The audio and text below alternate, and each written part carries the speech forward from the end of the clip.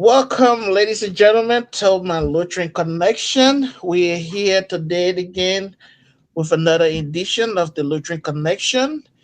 Welcome to everyone in our Lutheran network, and we are here to bring you information, entertainment, as well as education. So today our show gonna be another roundtable discussion, but before we go forward, I want to say welcome to my brother Willie Kobe, sitting there in our studio in Atlanta, Georgia. Thank you. Welcome, brother, and also to our sister in Canada. Welcome to the show, my sister couple. The military Thank weapon will you. have. Is the military woman on? The military Yes, weapon. you, you Well, heard me. Thank you. all No, right, all right. I just we hear want to you. make sure. Okay, welcome, welcome, welcome. So, today we're gonna be having one of our distinguished pastors on the Yes. show, the Reverend Dr. Eric Morty Addison, aka Yep. the Yeast. So we're Yes. gonna be having a conversation with the Yeast today. It's gonna be an open discussion, and we hope that this can be very entertaining and interactive with everyone, and then you can call to participate on the show. And we're gonna be talking everything Lutheran today. Yep. No particular topic. So if you call in what's on your mind, you can say what's on your mind or what you want to contribute towards the show. As today is an invitation to everybody to kind of just join us and just talk everything Lutheran. So my brother Winnie, you So, want to say something? How is Atlanta? Are you experiencing the snow yet? Or as you can see, I'm in short sleeves. I know that there were some states that were heavily hit. I mean, they are yeah, used to it anyway. But we don't want to go ahead mentioning names, but some states were heavily hit, and that's evidenced by our host still in his overhaul suit. So I mean, despite being in the building, man, you are in overhaul suit. So I I know. Yeah.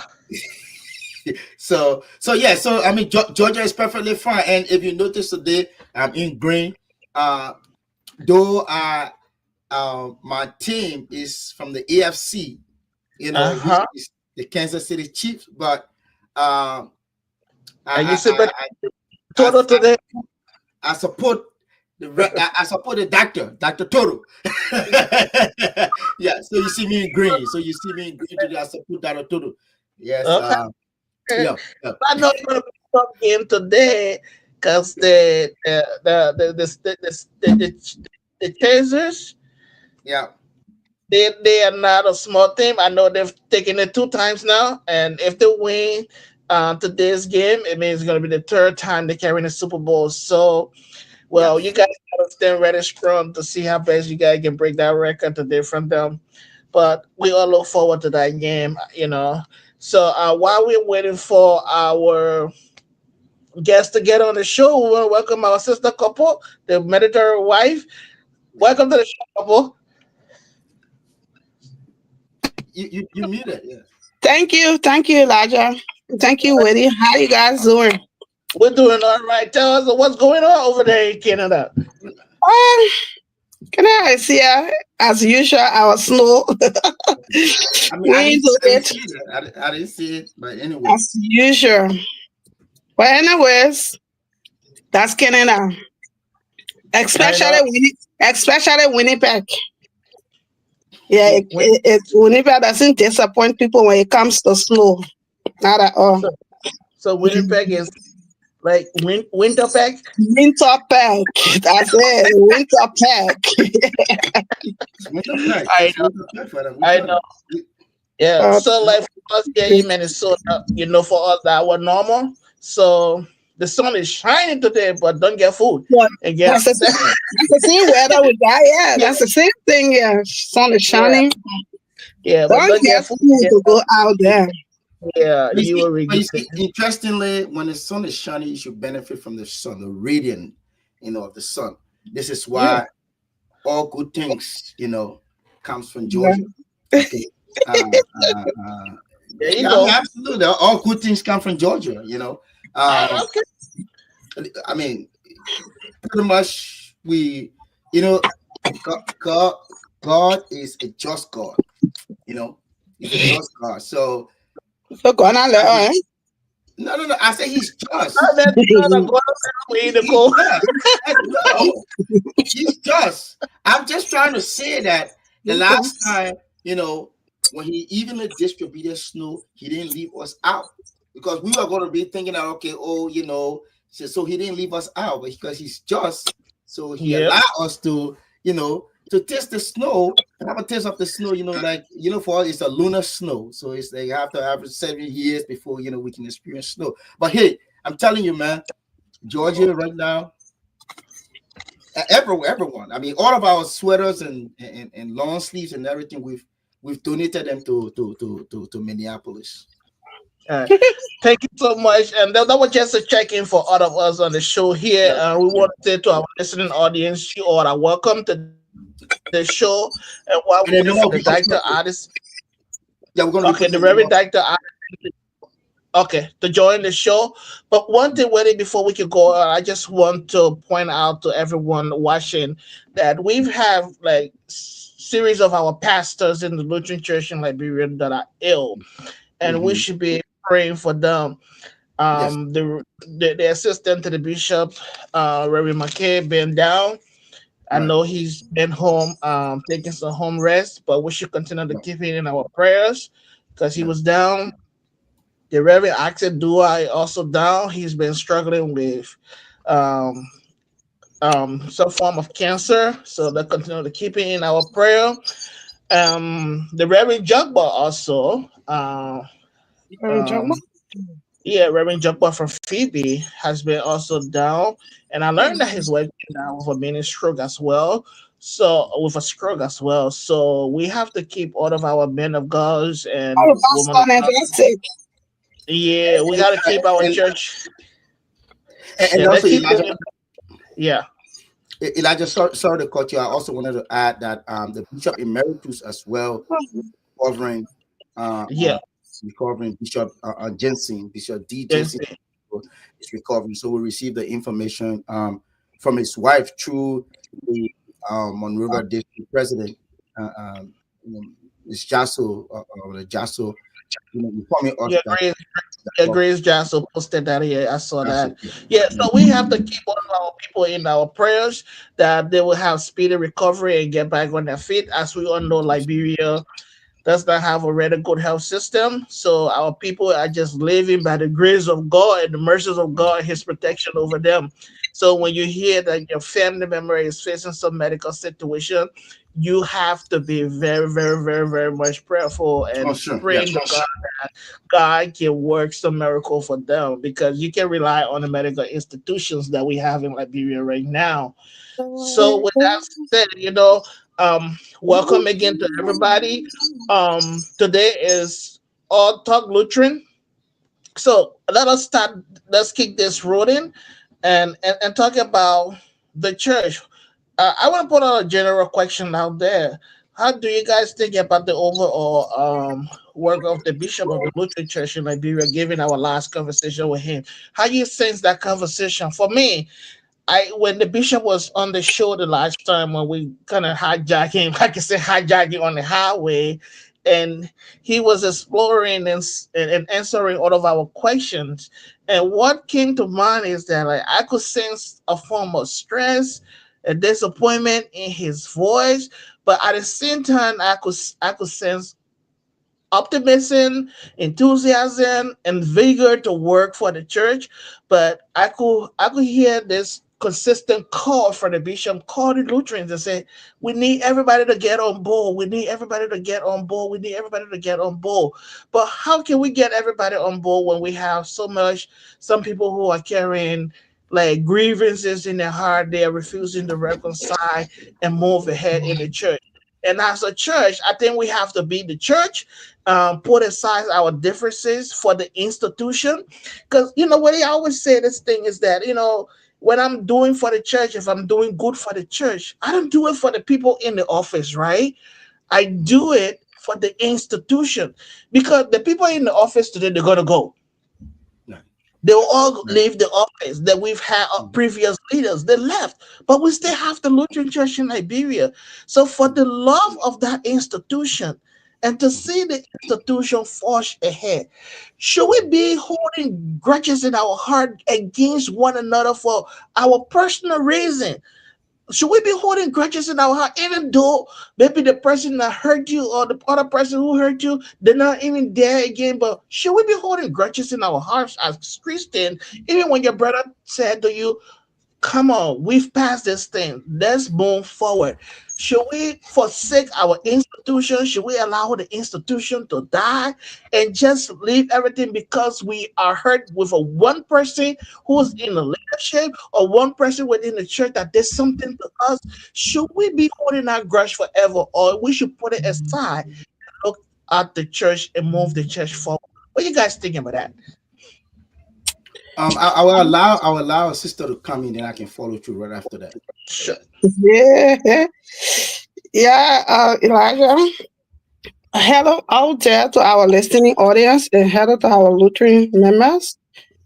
You talk about our pastors who are sick and our Bishop Emeritus. I just want to send this prayer out to them that God should give them the healing power, that God's healing rest upon all of them. And Come may on, why not we get He. to pray? Can I just pray? Why not give you a few Yeah. seconds? Yeah, couple, let's pray for them.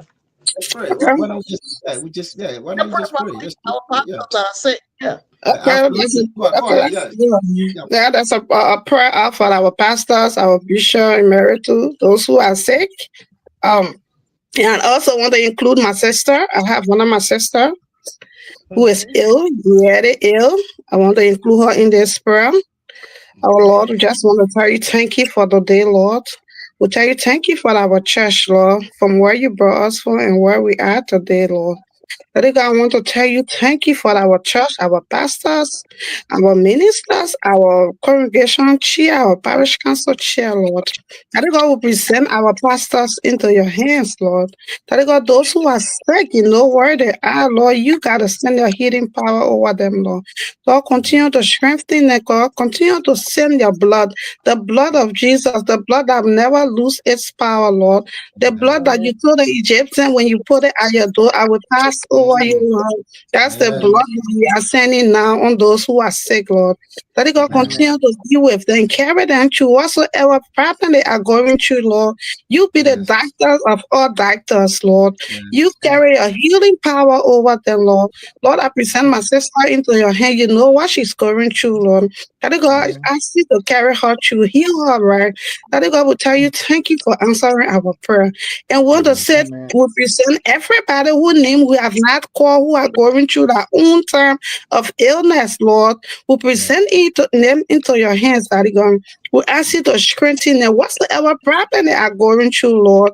We present everybody into your hands. We want to tell you thank you for everything. We just say you thank you, Lord. We say thank you because you said we should continue to give you thanks. Even Amen. in our bad days and our good times, Lord, we should Amen. tell you thank you. Lord, at this time, we tell you thank you for answering our prayer Thank in you. Jesus' name. Amen. Amen. Thank you. Thank you for the opportunity. Thank you Amen. so much. Yeah. That was Yeah. powerful and that was needed. Yeah. Powerful. Yeah. Thank you. Yeah. Okay. It was needed. Absolutely. Yeah. Go ahead, Kopo. Yes, yeah. Elijah, you talk about the church. You raised some salient points Mhm. for our church, but there was something you talk about. You talk about the refusal of people wanting to reconcile. I don't think people will refuse to reconcile. People who refuse to reconcile, those who want to do the reconciliation, I don't think they are the ones who are not sincere to themselves. Yes, Mm. because people will not be going through probably, the church should be a place where when we all having our problems and when we go there, someone should be there to quench my chest. Yes, Mm. you talk to me, then my chest, that like you take a cold water and you set it on my heart. That's how the Mhm. church should be like. But the church Mm. cannot be a place where those who should reconcile us be the one to tear us apart. No. Mm. Coming out with words, saying a whole lot of things. You set out a committee. That for me, I will always talk about that reconciliation committee. Our church has a reconciliation program, a Mm-hmm. program that a whole country rely on when it comes Yes. to reconciliation. In your Mm-hmm. own society, you cannot reconcile your own people only because you want certain group of people to feel that they own the church or they are more Lutheran than another. For me, nobody is more Lutheran than me. I've been Mm-hmm. for the time I was born, I saw myself in a Lutheran church. And I Preach. know I have no other church but the Lutheran church. This is the reason why when I came to Canada, the first church I ever Googled was the Lutheran church. And I got to have it. I found one like 8 minutes away from me. Every Mm. Sunday there where I go, and I'm all into it. I'm a bona fide member, and I'm even serving on the National Church Committee Hallelujah. on Climate Hallelujah. Finance. So Hallelujah. this is how far the church this is how far the love of the church has reached. Yeah. Mm. So if you got certain people, and mind you, everybody has their own people, right? I got my friend, I got people who listen to me, another person got people who listen to me. And all of these people, when we come together and emerge, there is good thing that comes out of all of us. So even Mm. if that's a little child who you wrong, I think the child should be friend. The church Preach. should be very firm. So the issue of people refusing to reconcile, I don't want to believe that people refuse it because people still go to their own parishes. People still Mm. contribute to their own church. Yeah, Couple, let people me still go to their church. Maybe at the let me national level, no, people are not going to the national level because the national level, they don't treat these people well. So Mm-hmm. I will be active in my church. Even if I'm here, I still do all of my contribution to my church. I Mm. still pay my dues to my women department. I still make my contribution. My church is still at my yeah. heart. Yeah. So Couple, people working in a prayer churches. Uh-huh. let me ask you this question, couple. I know you said that the church has a reconciliation program and she has failed like to reconcile herself. I know you were part of this whole conflicting within the women department. You're one of those that were affected by the suspension and stuff like that. And I know there was a reconciliation meeting called by the bishop. Can you, because a lot of people don't know what happened at that reconciliation meeting. Can you just point out what went wrong at that reconciliation meeting when you all went there? What was the anticipation and what you saw when you got there? Okay, the first thing when we were invited to that meeting, for me, my anticipation was we are going to this meeting to trash up whatsoever that happened, right? In the Mhm. sense that we are going to explain what we saw, what we know, what we did. The both parties will explain what happens, right? And at the end Mhm. of the day, they will come out with a conclusion. They will draw a conclusion. And in drawing a conclusion, it will be a conclusion that will satisfy the both parties, right? Especially for us who were hurt. You cannot say, you myself cannot go into a race. Then you name me as the actor. Then my opponent who are defeated, then you name the person as the witness. It doesn't make any sense. So you expect that person to say good about me? Yeah, myself went to the race, right? We had an issue. We went through the election. I beat you in the election. Then you consider me as the actor. I the one actor rules. Then you consider my opponent as the witness. Everybody that was on the opponent side was the witness. All on the other side, we were the actors. So when we went to the meeting, we felt this is what we were going to explain. So we can come up with one common ground. Oh yeah, this is what we concluded on. But unfortunately for us, things turned the other way. Things What turned happened? around completely. Okay. The things that turned around completely was everything that was discussed. If I said the whole meeting now, it was hijacked by the Bishop Emeritus in the sense that Bishop Emeritus came up and said there is no need for people to explain. They just draw I know 3 or 4 questions. Why can we take the church from here? The national church, that the TNL. What do we want to see the church from this time to this time in this year? That was the thing. So the main reason that caused the problem, it was never raised at a reconciliatory meeting. Okay. Yeah. So we It's like manage now, and we will couple. manage now after they started, if I said they break the group into team. They break Mm-hmm. the group into section, right? And in those Okay. sections, they have pastors now among us All that were right. part of the grouping. They have Mm-hmm. men that were part of the grouping. They have women that were part of the grouping. They did not even give or chance to even express whatsoever. Why would you put a man in a committee when men were not even part of what happened at LTI? It sounds to me like you guys are doing a strategic play instead of a reconciliation talk. Exactly. So after everything, how it was managed and everything that we came up with, we waited for the findings. Where is the findings? Okay. Up to now, no funding. What happened to it?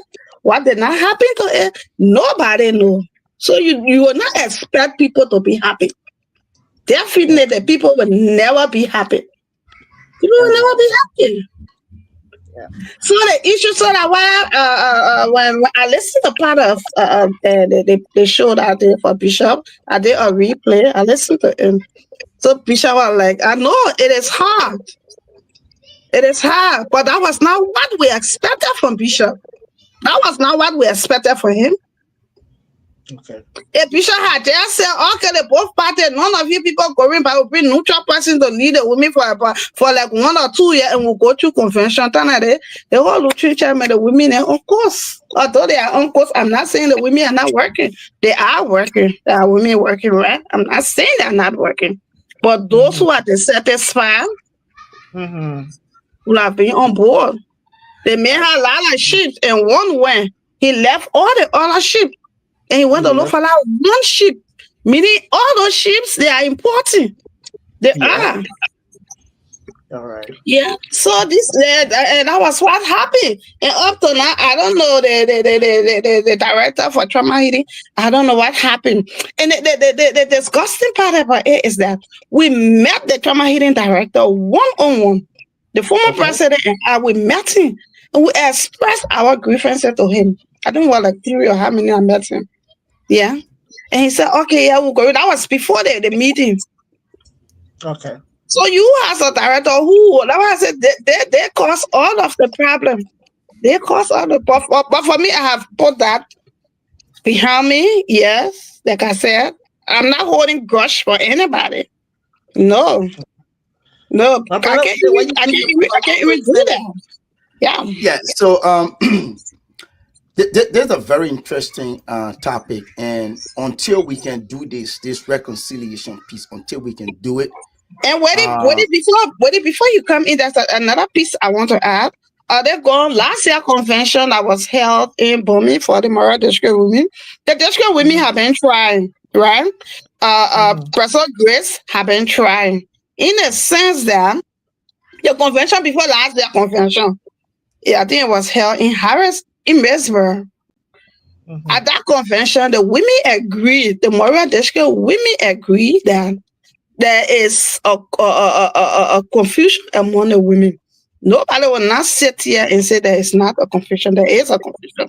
So because of that, there was a recommendation made to the president to set up a committee to investigate what went wrong from Moreover District angle, right? And the committee Mm-hmm. did well. The committee called me. They called me by now already. Yeah. And committee called me and they said, oh, we are set up by the district president and to go through what went on. We want to hear your side of the story. We have asked other people. It was Mother from Peaceful, Mother Ballon, heading Ballon. Mother called Mm-hmm. me and we had a lengthy discussion. I explained what happened, what I knew, how I got hurt. I explained every part of it. Right? And then at this going convention, last year convention, the committee reported at that convention. The committee was very sincere. The committee was sincere. The committee reported because I called the president, my parish president, and she explained it. She said the committee reported. Committee in a committee report, I think they said the committee said they should have a general reconciliation retreat or a general reconciliation program and call everybody that were affected, both party, everybody to go through it. Right, but then there are some pastors. I want to read some, especially the current dean of Moreover District. There was an issue that he brought up. There was That's an how it issue. is. Let me say you deaconess today. That was an issue that he raised where people cannot be settling problem, then you be inflaming the problem, right? Yeah. After the women have gone to the convention, and he was at that convention, he read the recommendation from the committee, and the women agreed that yeah, it was part of the recommendation that we will do this, we will do that instead because we want to bring the women together. He came out moreover again. Then he wrote a letter to a very disgusting letter to Annie. You can't behave like that as a district dean. Accusing Annie and holding her women on hostage. Her women will not do that. It was a decision taken by the women of Simafti. And they got to So hold the, him in another meeting. He ended up apologizing to in that meeting. You can't do that. You can't do that as a dean. You can't do that. The women already get problems. So if one group is trying to settle it, just leave it as it is. Let the women settle it. Send the church fail to settle it. Just leave it among the women. Let them settle it or understand themselves. couple Kesariba Vivesa just said this is the tip of the iceberg of the many things that are happening in the Lutheran Church in Liberia. But again, the church gotta be the church, right? When it, Right. as people of God, as people of God, like people, we are all human beings, right? People will get hurt, things will happen. So, like, how do we move past this thing? How do we move past this thing? Let- We've let- had one reconciliation. I'm coming to you, my brother Willie. I'm gonna right, bring right, you in so that we can right. get your side of the whole thing. Because I want to understand what can we say to the women department today. Because I know that's one of the most hurt department in the LCL right now, the women department, and the issue of the election and allowing the person who was in the middle of the conflict to run and she stay held in the women department. I know that is still causing harm for the women's department. But how do we go past this thing, my brother Willie? We need give your Yeah, input on that one. sure. And I would begin with the point that was going to be my last line or comment, but I would begin with that where Brother Vesely just pointed out our reconciliation should be genuine. That's Yeah, the first thing. great. It should be genuine. Okay. Um, Amos 3:3. And Reverend, for me, I'm an acolyte, so I think you know that. So No disclaimer, boy. You a yeah, deacon yeah. already. What a disclaimer. My boy is a deacon, and for me, I'm an acolyte. I used to carry the Bible, so at What a least I used to read disclaimer. from the Just Bible. go ahead. So Amos 3:3, right? Amos 3:3 says that can two people work together unless they agree? Uh-huh.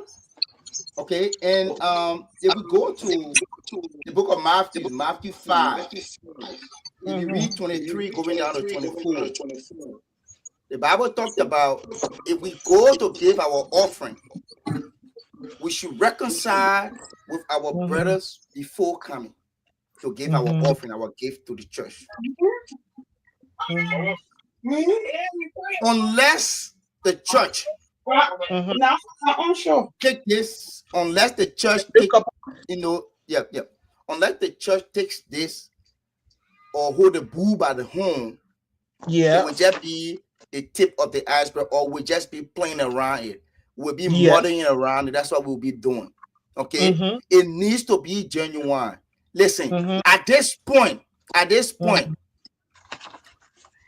if pastors are not communicating with each other, has the pastoral fellowship taken interest into the deep divide, even into the pastoral fellowship from the past election? I think I they know are the in election for has just gone. fellowship, sir. My pastor, myself, chapter. Yeah, He says yeah, to follow them. the meeting, yeah, the meeting, Yeah, right? Has the meeting. pastoral fellowship taking interest into it? If I mean, the pastoral fellowship is indeed a powerful organization too in our church. It's powerful, right? And our leaders seeing like those in authority now seeing the others as comrades in the gospel or in the army of the Lord, or each other are seeing, let's say pastors are seeing each other still as opponents. Oh, you were Mhm. not in our camp. Our pastor still doing that. I don't want to name names, but I know we all know that and I stand to be corrected. I want for someone to update me on this. That Mhm. the Reverend Mother Orita Miller Davis and the Mhm. Reverend Mother Jensen Feju Gono, Jen- Janice Frederick. Janice. Thank you very much. They were The not on good best. terms. Okay, they were not on good terms. I don't know if they are still. I don't know if they are still not on good terms or they No, are they're what okay now. they are Are they okay okay? now. Okay, Yeah. Yeah. okay, okay. Thank you very much. But that had not even really been made clear for us to, because if we work it up from up there coming down, those of us who are down at the later level, we can say, okay, if our pastors are showing us this example, then we should follow suit as well. Again, I know that both of you said they are okay now. It said genuine, like our brother Kissy about Vesely just emphasize it should be genuine. We're not saying that we should go and drag in and say, y'all make sure every day you're speaking to each other. It should be from the heart. Couple made a point again too. Our church. The church should be the area of refuge.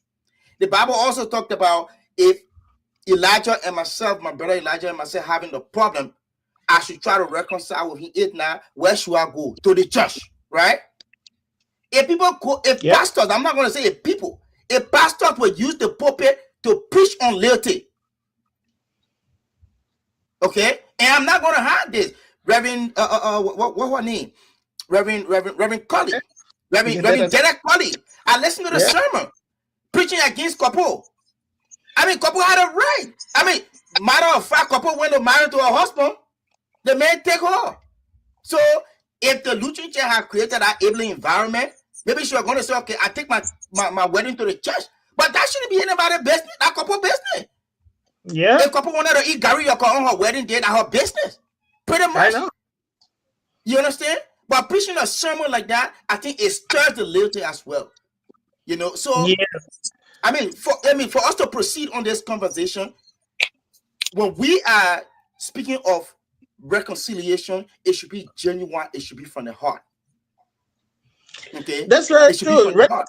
I agree with you. Reconciliation should be genuine and they should be from the heart.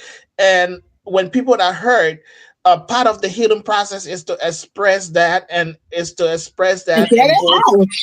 Thank People you. should be listened to, and listen to what couple said. Like you call a reconciliation meeting instead of listening to those that are hurt. Rather, they were listening to another lecture from a Thank you. person who was in the middle of the conflict, and then they did not say anything, and then you make it look like they went to attend a strategic planning retreat or they went for some lecture. So there was nothing genuine because people did not express their grievances during this gathering. Because I know our Liberian women, they like to talk and knock their side, and when they finish knocking their side, then they finish talking it. So No, the but women that, Elijah, yeah. Elijah, sorry to cut you off, right? Um, when this meeting was held, did they Mm. go to listen to the grievance of these people, or to tell them this is what we want you to do?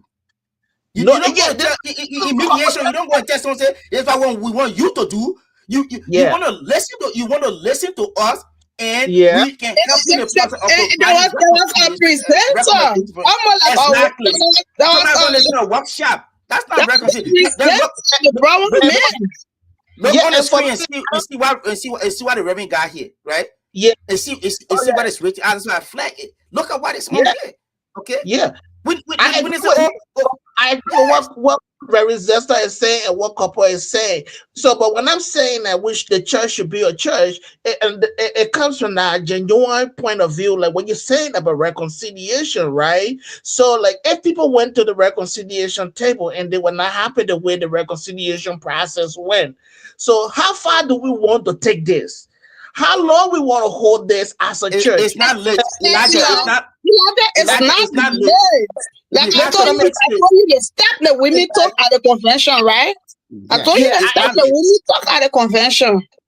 yeah, but now it's the implementation part of that decision of the women. So the We women have may not recommend. started. Oh, okay, sorry. I thought you were going to implementation from the workshop that they had. No, No, no, no, no, no, no. I won't buy it. That whole washer resort. I know how and then I renewation or how we play L. You know, for me, that could have been the place to start from the women's recommendation, right? Because when somebody is hurt and you ask them a question, they should be the one, like providing the way forward. That's how you do mediation. So in conflict resolution with a lot of people, especially within the church, you're not going to judge people, but you're going to mediate between the people. And part of that mediating process is to ask them what's the way forward. So if the women came out and said, this is what we need. We need the church leadership to do. The bishop of all person and whoever on that reconciliation committee should have taken those reconciliation recommendations very seriously from the women. Call them to that reconciliation platform. Let the women express themselves. Bishop sit down and listen to them. Let everybody speak and take everything from their heart, and then they will make a recommendation and say, now we can move forward. But in the absence of that, I think we will continue to struggle with this because the women have made recommendations and the church leadership is not taking it on. With that being said, I now see that our guest is on the Our guest show is here. Yes. and we are in the middle of this conversation and being a veteran pastor of the Lutheran Church in Liberia. We want to welcome you, Reverend Dr. Eric Mother Addison. We want to welcome you to the show. Just introduce yourself and then we will get a round of questions to you. No, I mean, the yeast need no introduction, my brother. Let's give you a few minutes to give What greeting. kind of It's been a long introduction time. again? It's been a long time. So we saw him. Let me readjust the Yeah, lighting readjust here. yourself. Yeah, readjust, right? Well, Yeah, mother is coming. Mother coming. So Yeah. Elijah, right? Elijah to the point that you made, right? Mhm. It's like, I would just consider it as womb, okay? Mhm. Womb, and even in psychosocial, we talk about the womb. Also, it may not be a physical womb, but the wound that is deep down into the heart, right? Mhm. In order to treat a wound, you have to go in there and remove all of the dead cells and everything, remove them, give it that fresh breath of air, then you treat it from within, it comes out, the healing process is right there, and you will see that there will be full healing. You so when understand? It is a process. It is a process. We don't just go and say, and listen, to Loba man said tautama, Mhm. adding on it again. Two people already have misunderstanding or disagreement. Mhm. You talk one, you say okay, two of you, okay, I will suspend one group, the other group I will not suspend them. Then you turn around again, you say, oh, y'all go for election, but one one group, group going, person, the only person yeah, going to is that the election. other person not qualified to So go for the many, so election. many missteps, But again, I think the revenue is ready. Let me just Elijah. I mean, you guys And should go ahead. But I bring the revenue. Elijah, Becky, before you come in, let me just say something with it. So now, Okay. for me, if I were the team, right, and now Mhm. we came from that women convention as the more because we know moral district to be the most active district for now, right? And since the women have come up with those recommendations when it comes to like having a reconciliatory meeting, right? I, as a dean, I will be beyond the district women president to make sure that those recommendations they are implemented to have because once moral district at the district level it is settled, we go to the national level. I want to just we just sit down and we just knock classes together and we all move Lofa on. district is active too. Lofa district active too. Yeah, yes, I know, but I know Lofa district is active, but Lofa I we mess know with we you. from where from our home from what I kind of just mess with you again. All right. All right. Already is here. so Thank our you, current Coco. team Thank need you, to buddy. look at that. Our team need to take that into serious consideration. And he I start think writing people letter to make them afraid. thank you, couple. And I think this is a wake up call, and we have to get the day on this show to talk about this issue I because think he there have needs to come. been a Yeah. lot of things up from the Jala. Monrovia district, and we keep saying the day name crossing yet there. So we have to bring the day here so that he can answer some questions about some of the things that we are hearing. With that being said, we want to say, Reverend Dr. Addison, you are welcome to the show. We will give you 1 minute to give greetings, and then we will do a round of questioning. Yeah. Thank you, thank you. Can you people hear Mother talking in the background? She's Yes. Yeah, we can hear mother. Mother is in her second office. She expressed regrets for not being with us today, but I'm here. I'll be representing both of us. But I'm Okay. glad to be here with you all. Thank you for I think inviting. she has one. Yeah, Can you all hear me? Yes. Yeah, we very are. well, Okay. very well. Thank you for inviting us. Thank you for inviting us. And I'm here. I'm representing Mother and myself. So we're part of this. We're glad to be part of this conversation today. My All Lutheran right. connections. All right.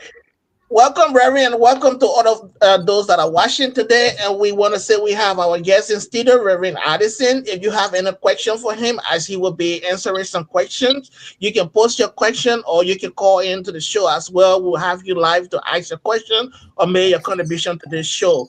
So, with that being said, we will have couple get asked two questions, and when they will ask two questions, and then I will ask you two questions, and then we will go do another round of one question on any topic, and then we can then do a closing remarks and close the show. So, couple is all yours. Thank you so much, Elijah. Reverend, want to Wait, say welcome. minute, couple, 1 minute, couple. Before we do our round of questioning, Rary, I saw that you were watching the show. Yeah, Reverend, You get were it watching back to you. the show, and we were talking about the reconciliation issue within the church. Do you care to make a comment on that before we go to a round of questioning? Maybe you don't know Elijah, but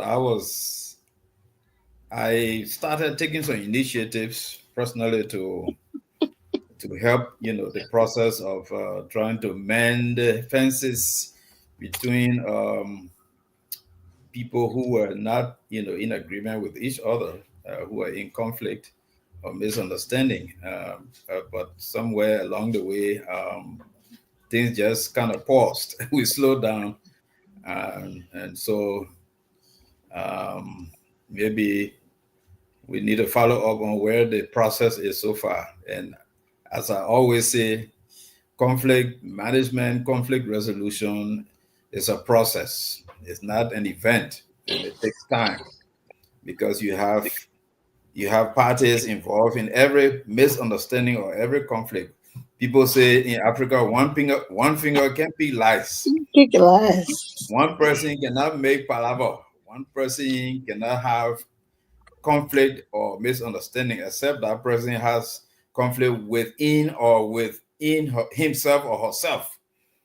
Then that becomes intra-personal conflict. But if it is interpersonal between one individual and another individual, obviously you have to, bring the two parties together and carry on, depending on what you want to do: negotiation, mediation, arbitration, litigation, whatever means of conflict management or conflict resolution you want to carry out. So um, I have to follow up on the process, how far the conflict resolution process has gone.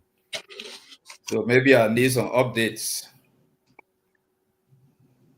but I will encourage, every All right. every conflicting party, to continue talking to each other. Okay. All right. Thank you, Reverend. Are you hearing us, Reverend? Loud and clear. Can you hear me? Yeah, we are here. Okay. Yeah, we were hearing you a little bit of a break in, but I think we got most of what you said. That you've been involved with the whole reconciliation process, and there's a need to make a follow up on where this process is and continue it because you have a lot of people involved, and you have to hear everybody, and so there's a need to do a follow up to that. We applaud you for that role. We hope that God will give you the strength to continue that because we have to bring our church together. We have to get everybody on board. The last time when we spoke to the bishop, we could sense the frustration in his voice. We could see that he's forging hard, he's working hard, but he needs the support of the entire church behind him with the situation he's in and his administration right now. They are trying to bring the church together, but if you have one part of the church, like the whole body, if one part of your body is sick, and the other parts would not function as they should because everybody they all work in coordination. So I think there's a need for that reconciliation talk to happen, and in order to move the church forward. My sister couple, are you there? You ready to ask your two questions to Reverend Allison?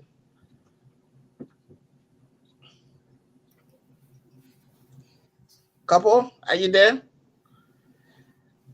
All right. So couple is not there. Would give it to Willie to So ask his two questions. thank you very much. Okay, I think Kopi I'm is back. sorry, I'm here. Sorry. Okay. Yes, Elijah, I'm so sorry I got interrupted with a call. Okay, yeah, like for what Reverend said, Reverend, once again, I want to say welcome. That's our youth pastor. That was the pastor. He was the pastor that I grew up under because I did not see Reverend Hollis. He was old. I did not be working.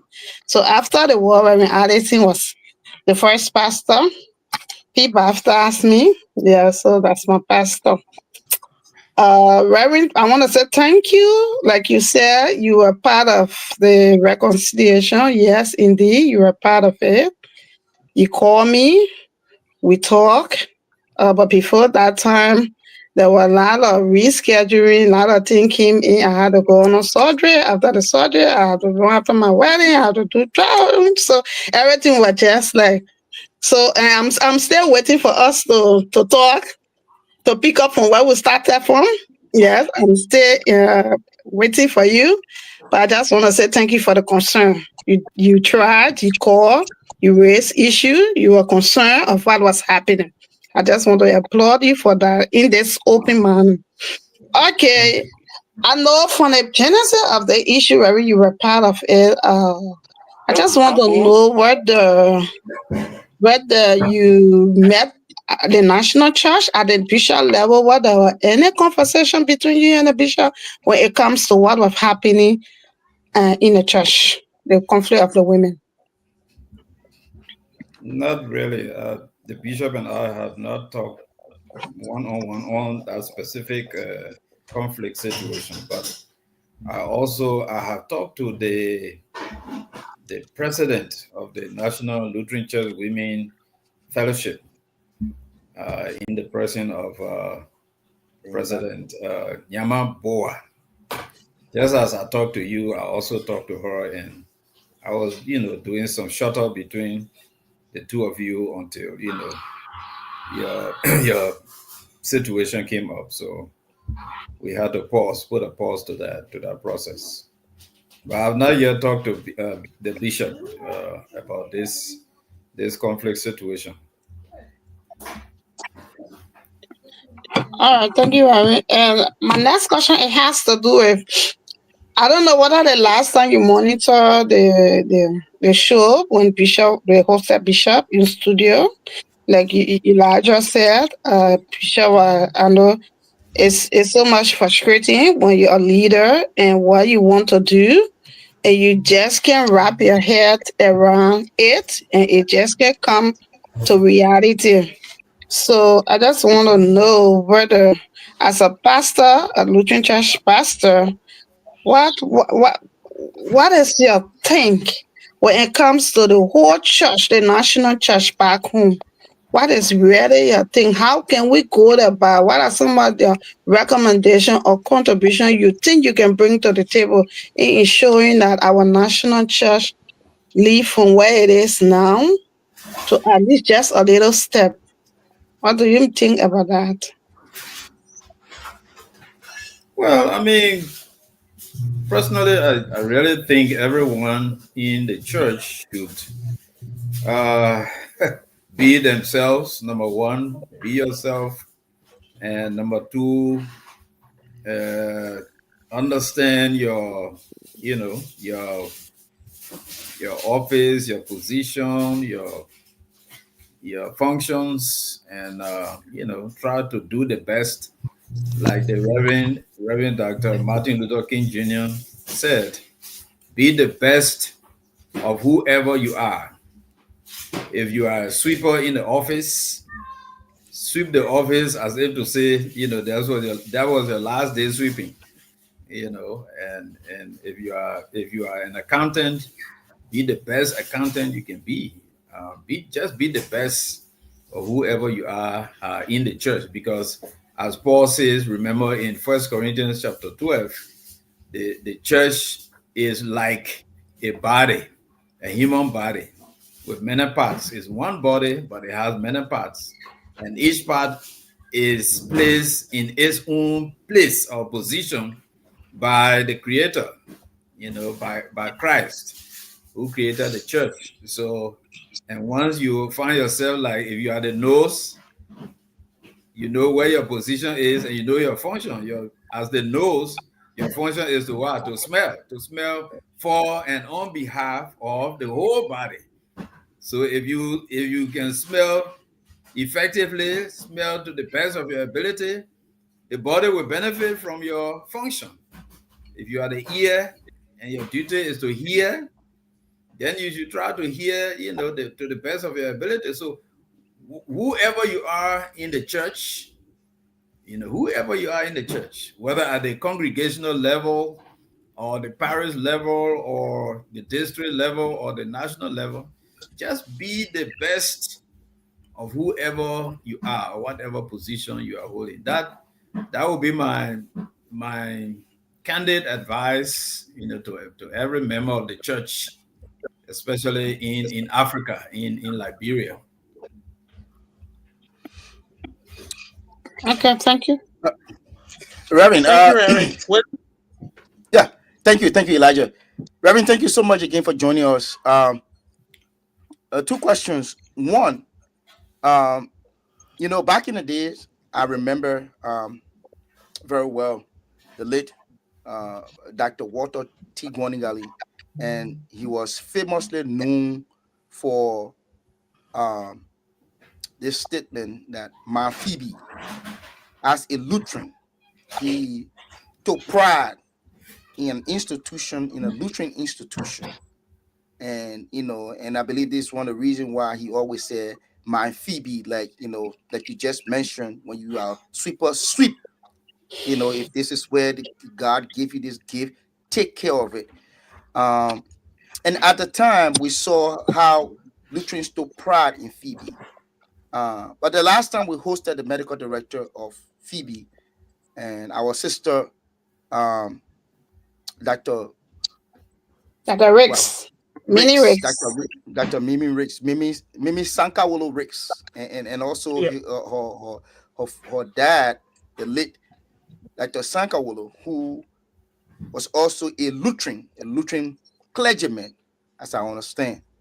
And I believe she's so proud that she's in her father's footstep, and taking care of a Lutheran institution. But I was shocked when we wrote the topic saying the Lutheran the Lutheran Phoebe Hospital, and she advised us, and she also clarified that she's not saying Lutheran does not have an attachment, but considering the arrangement now, Phoebe is, if not slipping out of our hands, Phoebe is almost gone. Uh, with that premise, Reverend, we also understand that we have actors or we have partners on the board that have no interest. They were part of the arrangement, but now they have no interest in Phoebe. What do you think that the Lutheran Church in Liberia, what advice will you be giving to the Lutheran Church in Liberia for the way forward or the next step so that we don't lose our Phoebe? And I want to add, and I also stand to be corrected, this also follows with Zozo Current Hospital. And my understanding is that Zozo Current Hospital is perhaps reduced to a modified hospital or clinic. What is the best step that the Lutheran Church in Liberia can take to really take seize of this matter? That's one. Two, the last time on our show, we hosted one of Lutherans' best.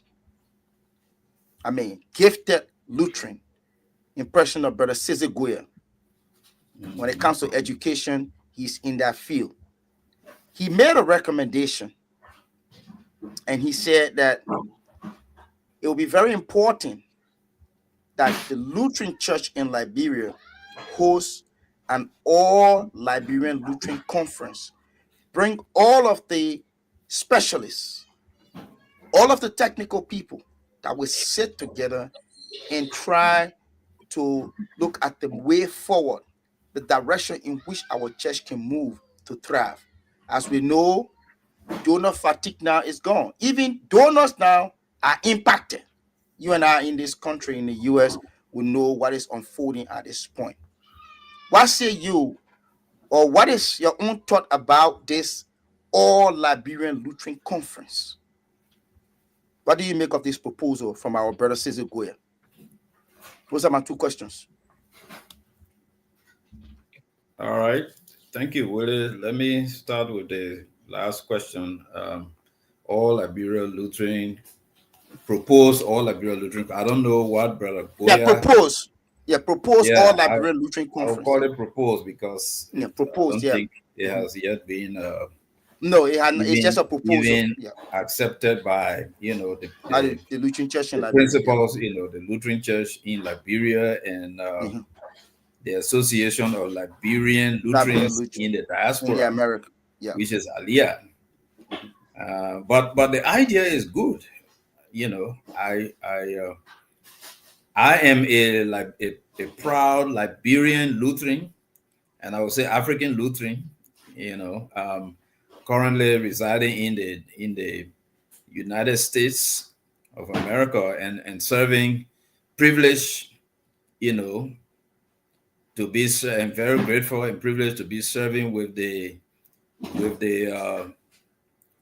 Southeastern Pennsylvania Synod of the ELCA, serving one of the local churches, Trinity Lutheran Church in Philadelphia, Germantown, to be specific. So I think this proposed conference, or Liberian Lutheran Conference, is a very good idea, provided it has clearly defined scope, and purpose.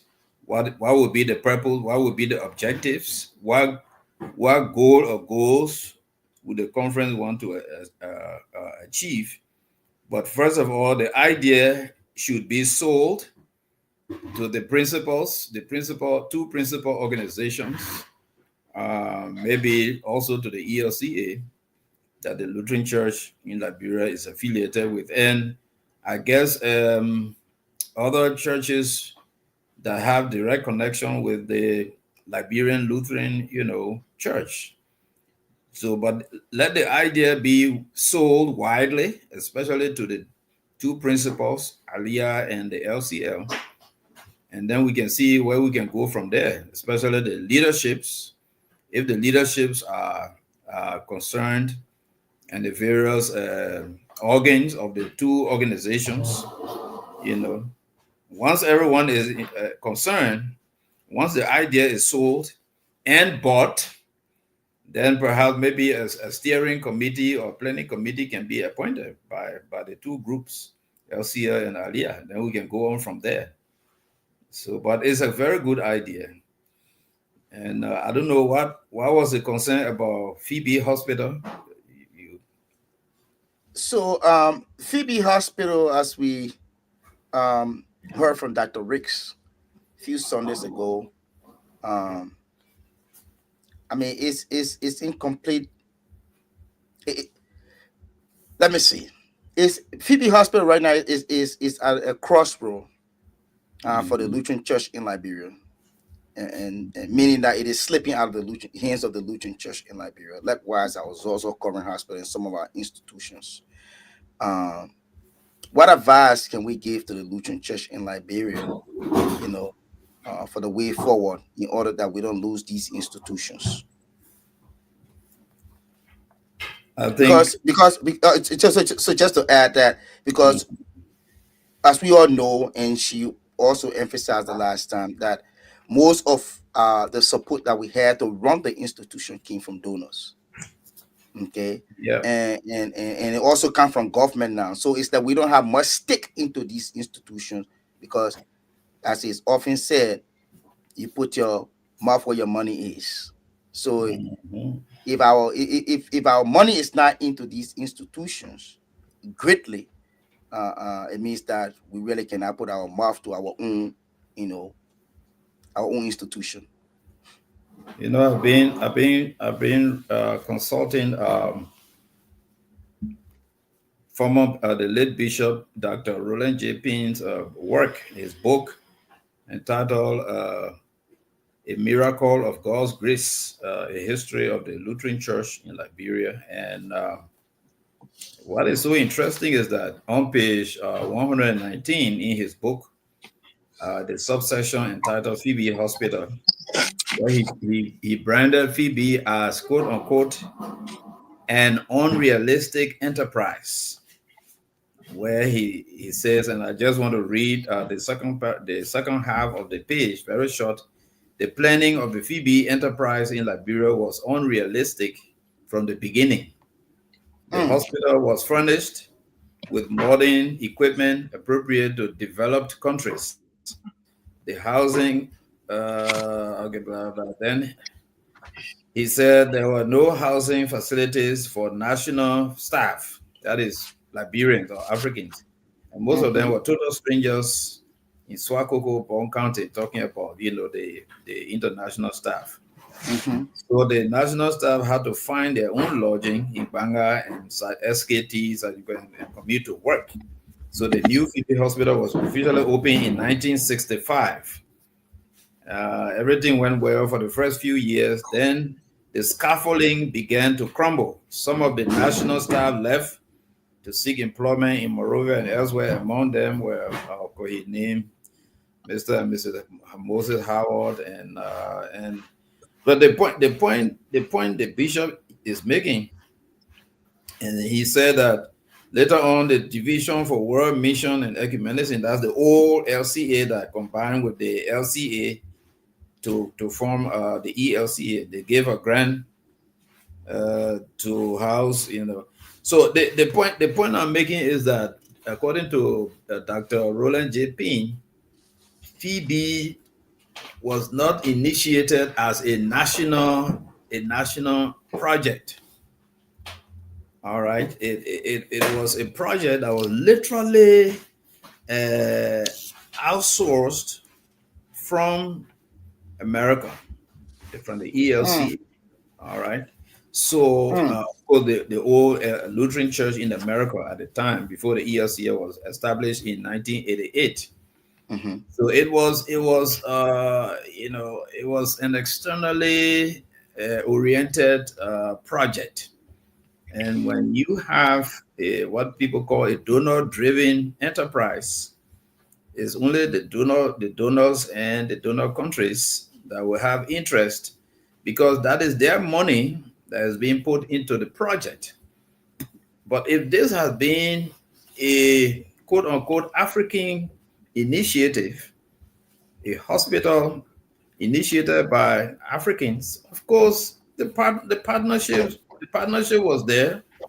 The Lutheran Church in America, that is currently the Upper Susquehanna Synod and other synods, they had the interest in healthcare delivery in Liberia through the church. But unfortunately, when the nationals are not fully involved in these kind of enterprises or projects, when they when they when the donors withdraw their support, then it becomes difficult. And this explains why the government of Liberia is very much highly commendable, for helping to keep Phoebe Hospital running, because one of the responsibilities of any government, for that matter, in any country, is to cater to the well-being of its citizens, specifically the healthcare and well-being of its citizens. So we should commend the government of the Republic of Liberia uh, all the succeeding leaders, President Salif and President Weah and presently President Parker, we should commend them along with the lawmakers for having interest in the health and well-being of the Liberian citizens by finding ways and means to allocate some funding or subsidy to all the hospitals in Liberia, including Phoebe Hospital. And because the church, the Lutheran Church in Liberia, cannot on its own maintain and support fully the institution called Phoebe Hospital today. You heard what Dr. Riggs told you. Just to the budget for the hospital is in the millions. Well, you think the Lutheran Church will be able to get that kind of money? No, the Lutheran Church in Nigeria.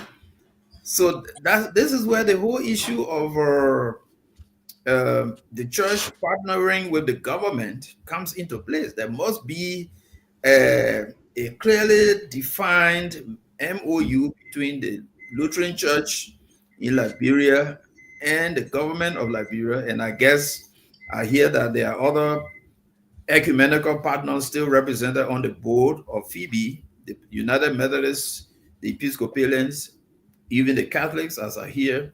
There should be a multi partners approach to supporting and maintaining Phoebe Hospital, because realistically, the Lutheran Church in Liberia does not have the financial capacity to support Phoebe Hospital by itself. So let's encourage this, we'll call it ecumenical or joint venture approach to supporting Phoebe Hospital. That would be my candid advice. But the Lutheran Church, if Liberian Lutherans believe that they are able to provide the let's say 75% of the budget for the maintenance of Phoebe Hospital every year, fine. $2.5 million or more. Then that would be great. But they can run as a private hospital, like Catholic hospital, right? That's another approach. That's another way of looking at maintaining the hospital. But again, like you heard Dr. Riggs saying, the hospital was the original purpose of the hospital, I would say, was to serve humanity. This is a faith-based institution. Anyway, Elijah, because he's. Oh, Remy, you muted. Remy, you just got muted. Remy, Allison, you got muted. We're not hearing you, Remy. You can unmute him from your end. No.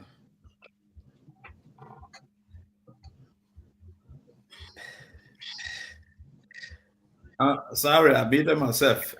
Yeah. But Remy, yeah, we can hear you now. Thank you very much on answering those two questions from Willie on the issue of Phoebe Hospital. And like you said, they said, put your mouth where your money is. And we have people from the Methodist Church, the Episcopal Church, and the Catholic Church. They are represented on the board of Phoebe Hospital, but yet they are not contributing financially to the hospital. So the issue is that how much of an interest these people have within. Okay, I don't know that.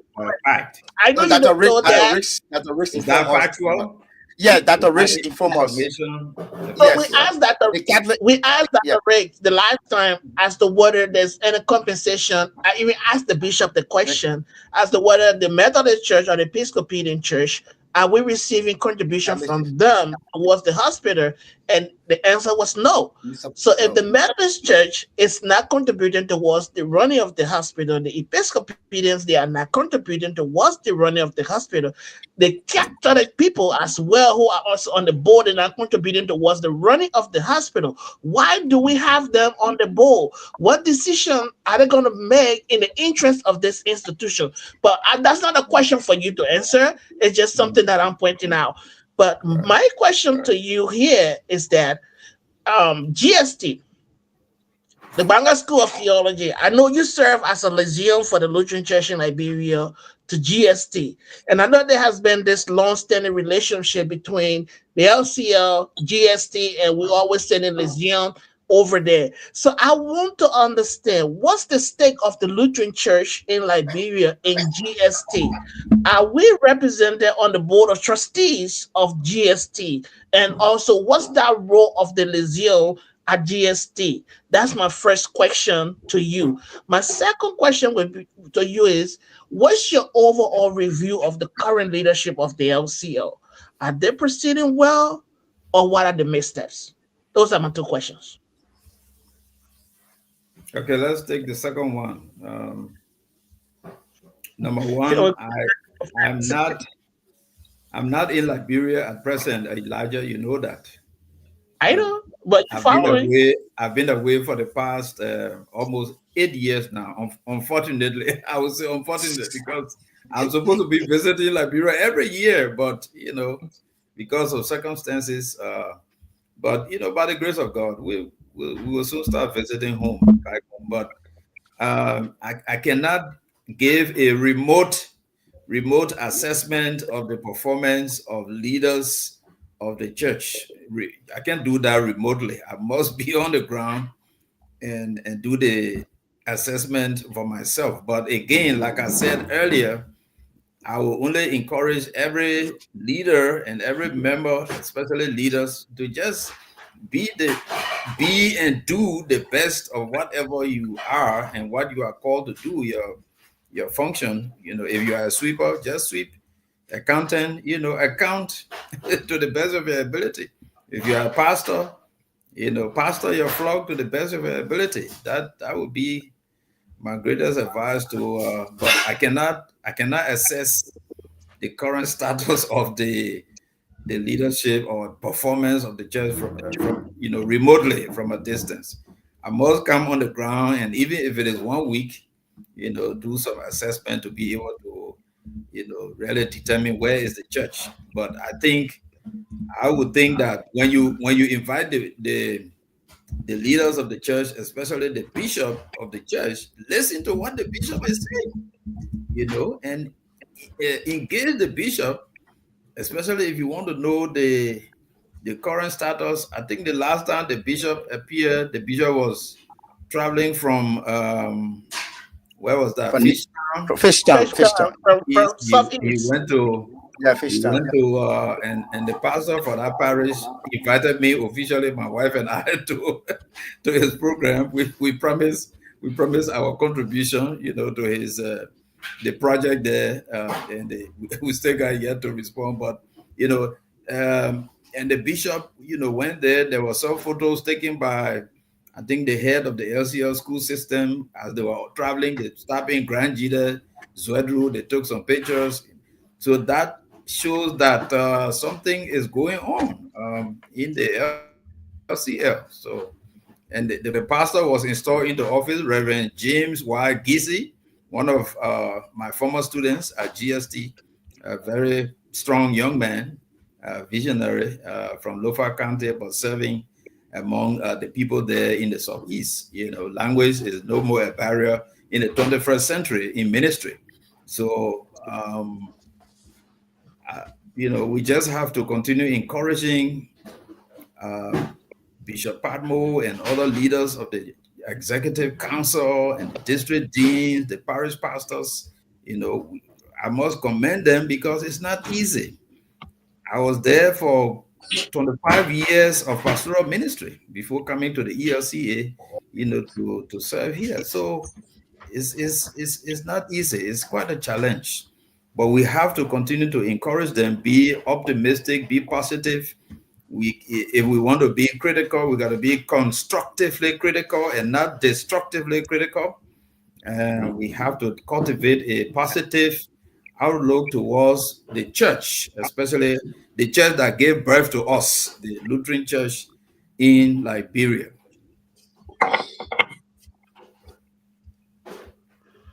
Elijah, I Yeah, don't my know second question. if I answered your question. Well, you to some extent, I agree with you. Based on your remote location, you cannot give extensive review of the leadership, but on the overall, we listen to what the bishop is saying and follow what the bishop is doing. That is well taken. But my first question was about the GST. You served as a liaison before, so what's the stake of the LPL in GST? Do we have representation on the board? Do we receive incentives from GST? What's that relationship is like between the Methodist Church and that of the LCL as it relates to GST? Well, personally, I left in my official capacity. I left the position of LCL representative with the call liaison officer.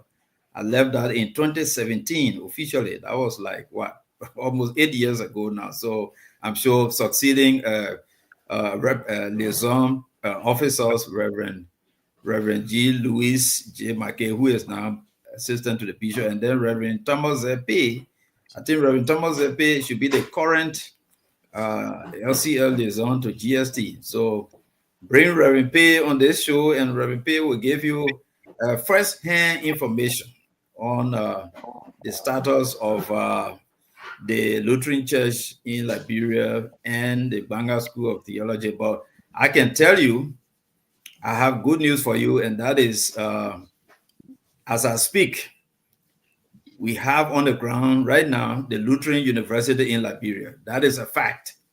You even hosted the senior academic administration, the president and two of the deans of the university on your show. So we have a college, the Lutheran College of Theology, full-fledged Lutheran College of Theology, based at Totota, headed by Dean Reverend Brian Palmer.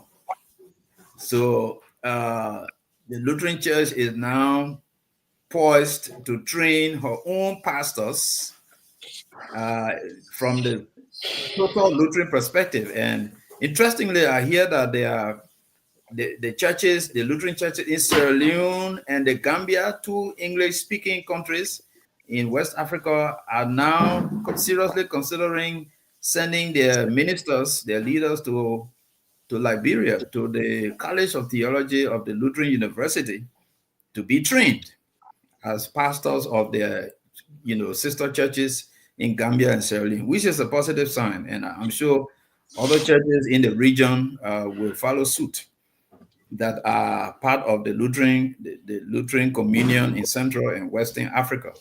The Lutheran Church in Liberia is the oldest Lutheran institution on the continent of Africa. So much to him whom much, or to her whom much is giving, much should be expected or required. And that is you and me, the Lutheran Church in Liberia. We are the grandmother of Lutheranism in Africa. So a lot is expected of us. So we should find a way to, support this venture, which is the Lutheran University in Liberia. You got me here as representative of Aliyah, and I serve right now as one of the trustees on the board of trustees of the Lutheran University in Liberia, and we're doing everything possible, especially from our end as Association of Liberian Lutherans in North America, to have the back of the leadership of the university. So bring Reverend Pay on the show. Reverend Pay, follow up, Eli. Let me follow up to your question still, to Reverend. Go ahead. The issue of GST, Reverend, we know that Reverend Pay is the current liaison officer at GST, but you serve as liaison officer. So during your service, was there any compensation from the UMC to the LCL during your service? You mean whether you mean what's our piece of cake? Yes, I serve No, I'm not talking about your support. I'm talking about what LCR benefited at your time. Was there any benefit for LCR from UMC as the from the theological seminary? Yes, and the seminary I was a part of as representative of the So is that Lutheran, the only? and the seminary trained pastors of the church. It's free. Okay, Trained, okay, trained, Reverend Allison. trained, fully trained from for 4 years, from freshman to senior. So Is that's that free of significant. charge? No The cost attached. the seminary and the university, by extension, the United Methodist University, developed the human resource capacity of the Lutheran Church in Liberia. I think that's a concrete, significant contribution that the No, I United agree, we Methodist agree with University, you, Reverend, through the Reverend College of Allison. We Theology, agree with did to the growth and development of the mission and ministry of the Lutheran Church in Liberia. Human resource development. Reverend Allison. We agree that GST is a Human Resource Development Center for Theologians, and which, of course, the LCA is a partner to that venture. We sent Lesion to GST since I was a little boy coming up in the LCL, being a youth, eventually now I'm a man. I have been hearing Lesion to GST, Lesion to GST. Okay, so is that only our piece of cake at GST? Because I know we send pastors to be trained at GST, but we pay fees for them. They're not on a free ride scholarship Free. Not free. of the church. So being a Lesion at that institution, what provokes that position, especially as a Lesion from the LCL? So what's our piece of cake in the GST that we are having Lesion there? Okay, when I was serving there, again, you make me to reflect now.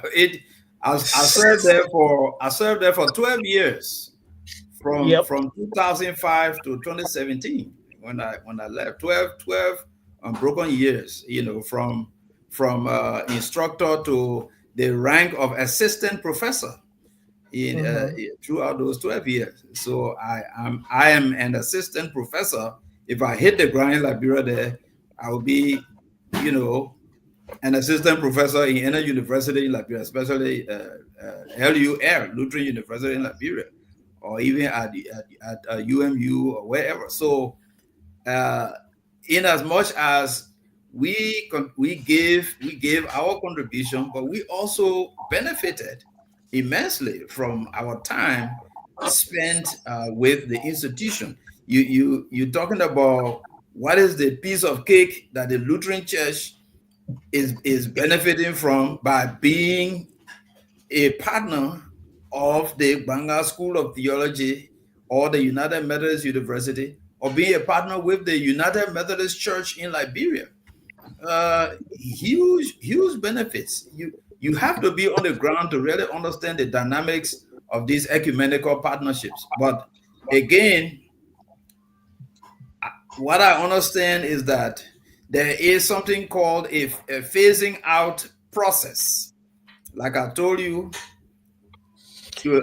theological training now for the Lutheran Church in Liberia is concentrated, at least at the undergraduate level, at the Lutheran University in Liberia, not the United Methodist University, because we transferring all our candidates now to the College of Theology, because the college will be offering uh, bachelor's programs in various fields in theology and ministry and religious education, uh, also pastoral care and counseling. So it's a transfer process that is taking place. It's a transition, and right now the Lutheran Church has some candidates at the graduate school of theology at the United Methodist University.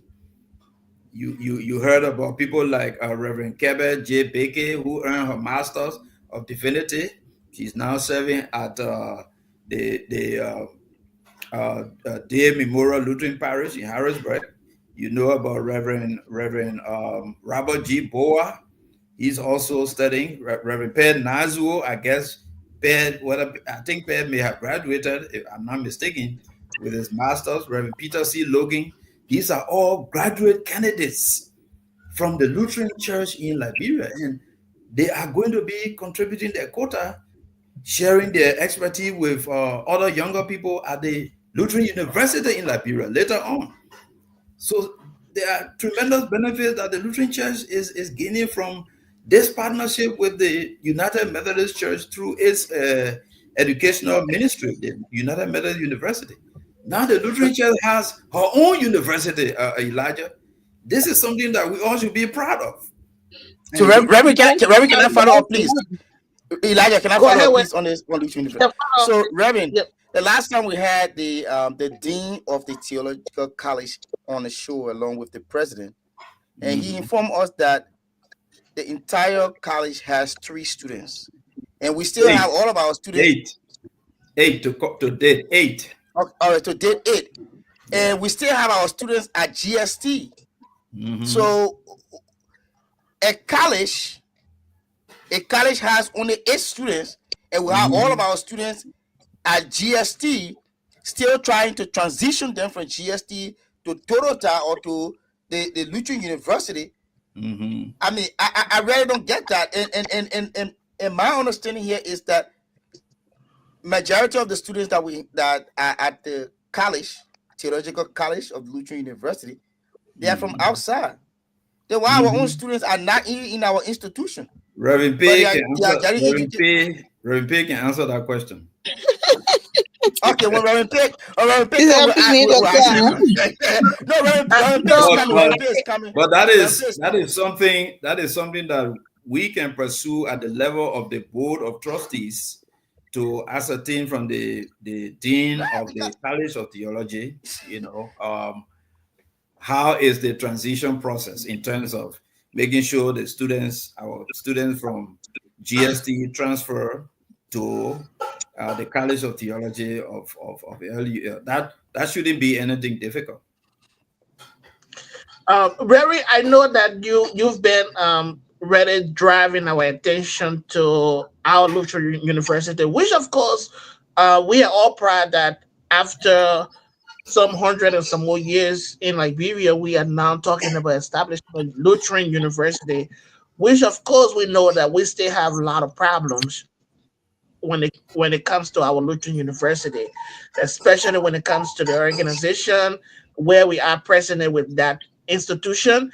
And I know you know that there's a need to go back to the drawing board and look at that whole structure and see how best we can come up with a really good roadmap to draft what we are looking for as a world-class university. And like I said on the last show where we hosted the leadership of the Lutheran University, when you go onto the website where they have the Lutheran University website, and you open up the theological college, the education, look, what I read there was like people running the lay training center. Okay, everything there was like a copycat from what they're doing in the lay training center. Because if you say somebody going to do Christian education, you're not giving somebody a master degree for Christian education. You're not even giving them BSc.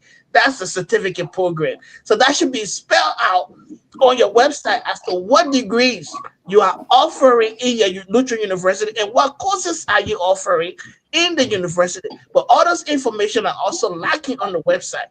Also, you go on the website, it says that you're going to be teaching Lutheranism.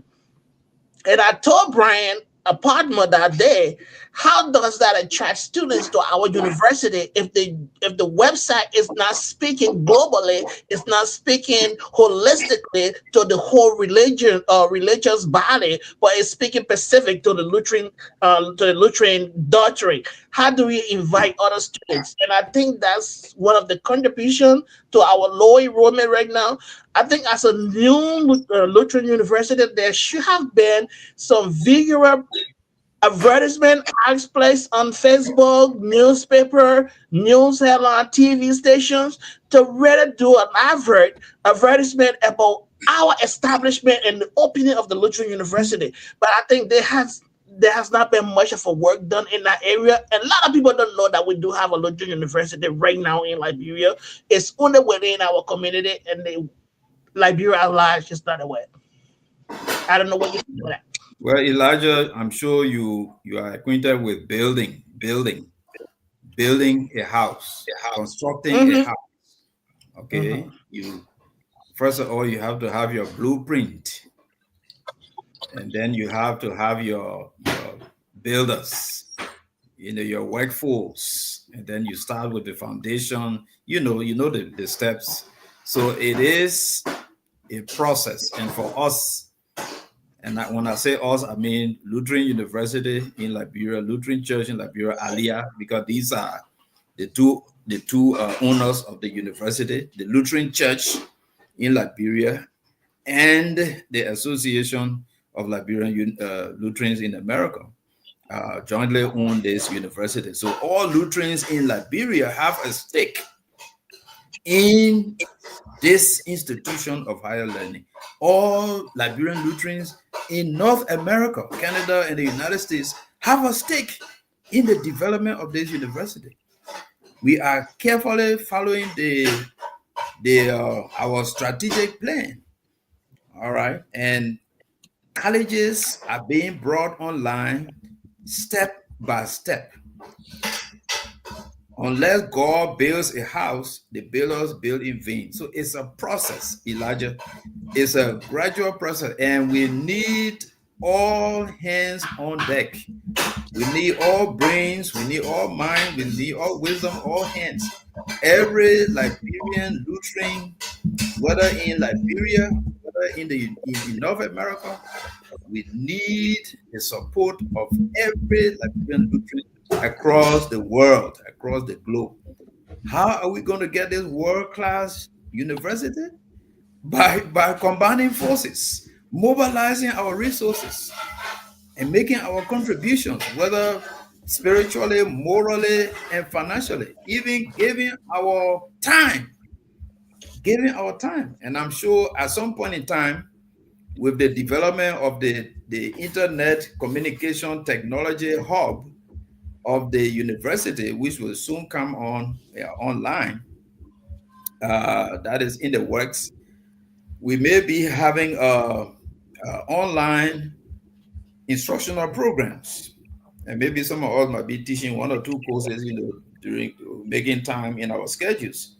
So it takes time, Elijah. You and I know this. Any great institution, whether world class or whatever, it takes time for it to be built, and it's a process. It's not a one-day event. So again, like I It's said, not a one day event. Thank you, Reverend Addison. instead of criticizing, we should be making constructive recommendations from our Oh, own area of expertise. From our own area of expertise, let's make these constructive recommendations to the administration, to the board, and to all those involved, to the church, the bishop, in the process of developing this institution. It is our institution, Elijah. That's your institution. That's my look, institution. I agree with you, Reverend. And one thing I want you to understand is that some of the questions we asking here is not we're not criticizing, but as an No, I'm institution. not saying criticizing. I'm saying No, I know, I yes, understand that. I'm just saying yeah, we all gotta put our hands together to make sure yeah. that the university works. But One team, one people will team. not get on board when you don't invite them on board. That's one thing. And like I said, we need to do Who will a invite you? Who can invite you to build your own house, Elijah? You don't no, need invitation. this This is is an your house. But our institution. committee set up very the man wherever he fit our Just committee. yeah, say, hey, Dr. Come Manasa, I out, know how to come and yeah. say, my people, put it the Liberian way. How can I help? How can I help? That should be the Whatever we attitude. say, whatever we say, Dr. That should Manasa be said, the mindset. I'm having the open. I'm having an open house. The Lutheran University is having an open house. Open a Yes. suggestion box. Invite Yes. people in Liberia. We are doing this thing. That's how you get people to be aware of what you're Yes. doing. We have not had any make that awareness recommendation. program in Liberia to be able to do a complete advertisement informing the public in Liberia that this is what we are doing. What we have the social media, we have radio stations, we got TV stations. Are we leveraging these opportunities that we can use them? Like you can produce pen, you can produce T-shirt, you have open house. Flyers. These things Flyers. people to create awareness of the university and create brochure and other things. But as we speak today, everything's around. Oh, we don't have the money. We don't have the money. You No, don't have no, the money. Elijah, Invite no. I have heard uh, well created advertisements with the voice of Dr. Malakba, the president of the university, on Mhm, radio stations in Totota and Banga. I don't know about Moreover yet, but I have mhm, heard these podcasts, these mhm. recordings. All right, and I understand they are being sent to various radio stations around the country for airing. So something is happening, Elijah. We just have to No, be in touch Remy, with I'm the not reality disputing on the the fact ground. that I'm not disputing the fact that nothing is happening. So today I'm in America. If somebody says to me, I want to go to the office of the Lutheran University, where do I direct them? To Totota, the To Totota Totota, to the main campus. Yeah, that's where the administrative seat is. of the Lutheran University. Let, But let, yet let this them day we go. have They can go Phoebe and and ask Colin for Hospital. Let them go and ask for Dr. Sakwi S. Malapa on the Totota campus, So and Sagri Manangba is the they will president take of that the person to the university. president. Yeah, no, Sagri Manangba is the president of the university. So when we're talking Yes, about the administration, you have so nobody can just go wall to the president of the University of Liberia straight if you want to go find out for for the University of Liberia. Not the president. You should have a seat of that institution. You go in there, you have the receptionist sitting, I you have agree. office, you have that office, and then you The, have all, information brochure to all of give out to this, the person who's seeking information. So I yes. think we missed that point. We did not establish a complete organization or administrative operation of the institutions that we have online right now. We brought Phoebe on board because Phoebe was already operating. We brought Esther Baker on board because Esther Baker was already operating. And as we speak today, these two institutions are still operating independently, but under the umbrella of the Esther Baker Phoebe School of Nursing. But yet instead they have two deans doing their own things. The central administration is not even controlling the budget because you don't have an integrated financial system. They're still controlling the budget. The other people still Well, controlling the budget. The educational department, the theological education department controlling your own budget. You don't have one accounting. So there should be a consolidated account that all of the students in these colleges, their fees go in there, and the administrative staff or operation of the Lutheran University is able to spend funding to these colleges based on requests. But I don't think we have that right now. Phoebe is still operating on her own budget. She's still raising her own money, giving her own interest. Esther Bacon is still doing that. So we have a lot of work to do. I'm not saying nothing happening, right. but I'm saying that we do have a I lot of like, things to do because we have to have a yes, consolidated system where right. we can coordinate effectively. When somebody says to me, where's the office of the Lutheran University? I'm not saying go to the hostel, Saki Manaba in Toronto, No, on the compound. No, I should be sending that person to an address to on the in Toronto office. where Yes, you have an office with administrations. They're working. That's what I'm saying. And I think that's the direction we need to So, go and start creating yes. awareness of the university if we want to be serious. To be so yeah, honest, yeah, that's Reverend, the direction. That is the direction we are going, Elijah. But it's like I said, it is a process. All right, it's a process. Building an institution is not a one-day event. It's a process, and that is exactly the direction in which we are going. But right now, things seem to be a little bit confusing or disorganized. But I can guarantee you, as the chaplain on the board of trustees, as a member of the board representing you, Alia, we are working 24/7 to ensure that all of these consolidations, these organizations are carried out and put into their proper places. It is just a matter of time when you will be proud of the Lutheran University system in Liberia on the ground, physically. Thank you, So, Reverend. Okay, thank you. Thank you. We hope, yeah. yeah, that's a good one. We hope to see that. Yeah. We don't want to, yeah, we Reverend, don't want to look like. oh, couple, Yeah. you go ahead, couple. No, I said, I think that's a good one. We don't want it look like it was the partner that did this and the partner turned it over, and now we don't have the funding to continue like for what happened at Phoebe. Since No. this one is our own, Right. yeah. This is Thank you. That's a in-house. good one. It's starting from inside. No. Yeah. Yes. Thank you very much, Reverend. At this point, we want to recognize our viewers, and then we will ask Reverend for a closing statement, and we'll all make our closing statement, and then we'll close the show. Yeah, Go so ahead quickly, with I your want to recommendation. recognize our brother Leroy Molba. Leroy Molba is following us from Cape Mount. He's a regular follower. And also our dear brother, senior brother G. Wesley Colley. So thank you very much. Our Reverend, and also a member of a fellow panelist, the Reverend Zester Yapaswo.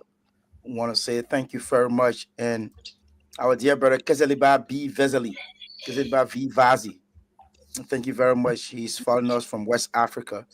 And also Belly Jeremiah, want to say thank you.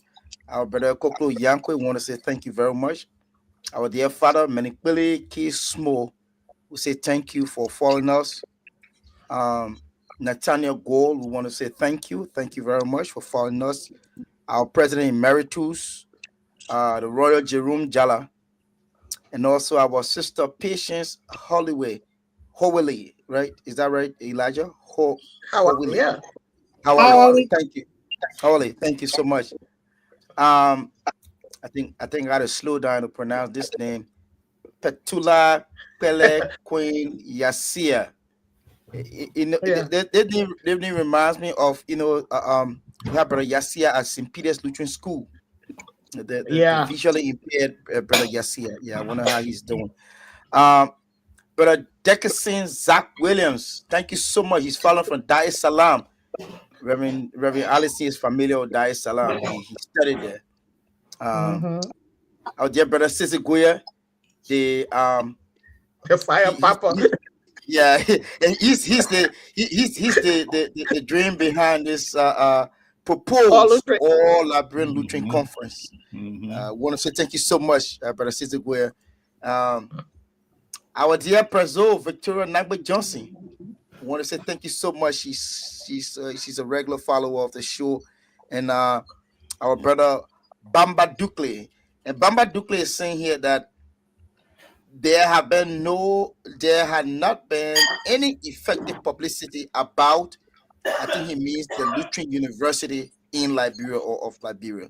So he is confirming that there had not been an effective publicity. So, Reverend, as a board member, we want you to take this criticism as very constructive and take it back to the board. These are very positive suggestions. Yes, I don't even consider them as criticisms. Yep. And we thank all of them. He's also watching. Josiah Joker, he's also watching. Okay. Okay. We want to recognize our Dr. Big Joe. I'm so used to Big Joe, but our Dr. the DG. Reverend. Before you come in, Before you go, we also have Nathaniel Tokwa watching. We have Marian Jala also watching. Oh, Marian Jala, yeah, Marian Jala. I want to say thank you. So we need to bring Marian on the show. I've been talking with Royal Jerome in the back end, so Marian has to come and talk about her program in Liberia. But in the meantime, we just want to tease everybody out with this. Hey yo, this is your good friend Josiah. Welcome to my Lutheran Connections online TV, where we bring. Welcome to my Lutheran Connections online TV. You need to That find time to that's come back, Josiah. no. We're gonna bring him back. We're gonna bring He him back. needs to. You know, Reverend, when you sit in the other seat, it's different I from when you know. appear on the show. So I know, apparently right? the DJ is trying to invade us.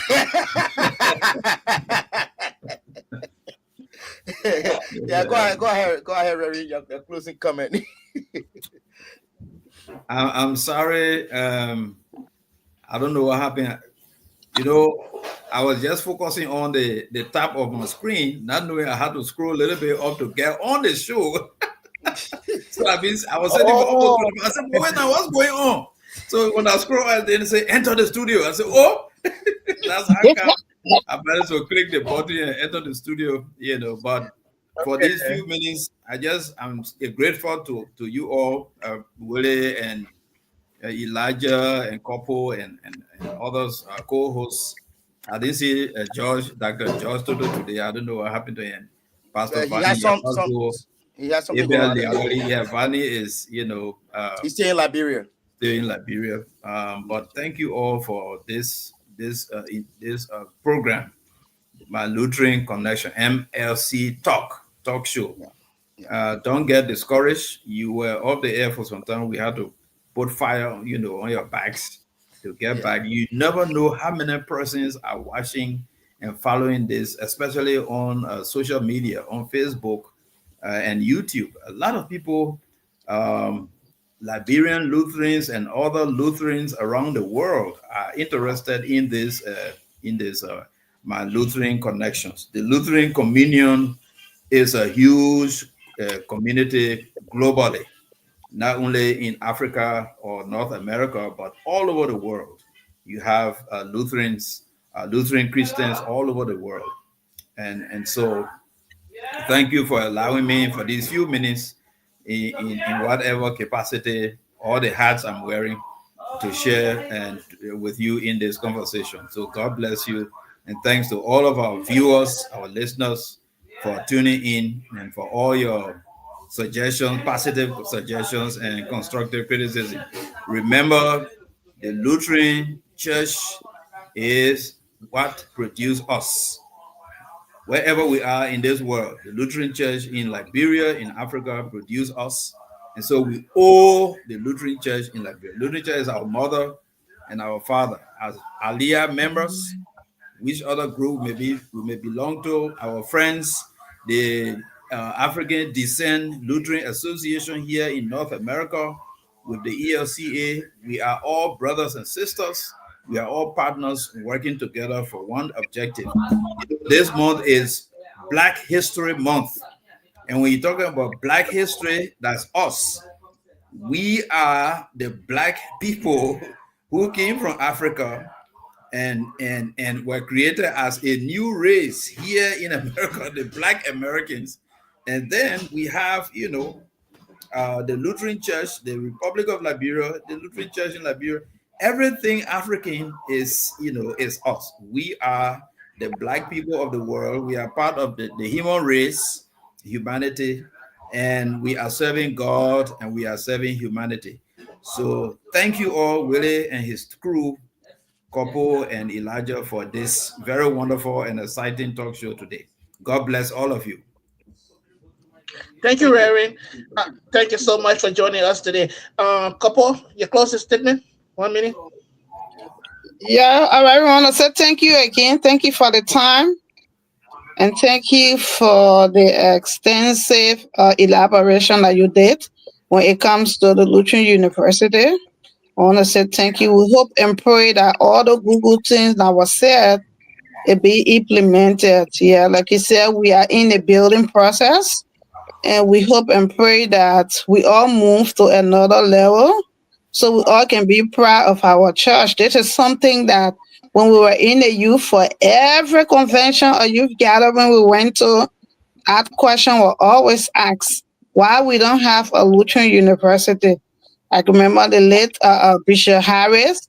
Oh, he got tired answering that question because there is no youth gathering he went to, and that question was never asked. So now we have our Lutheran University. I think we all should take it as our own. We all should come on board, like Elijah said. The president can do an open house, or everybody can bring an expert to what you know, what you can do. Y'all come on board. We all need to take it from this level to another level.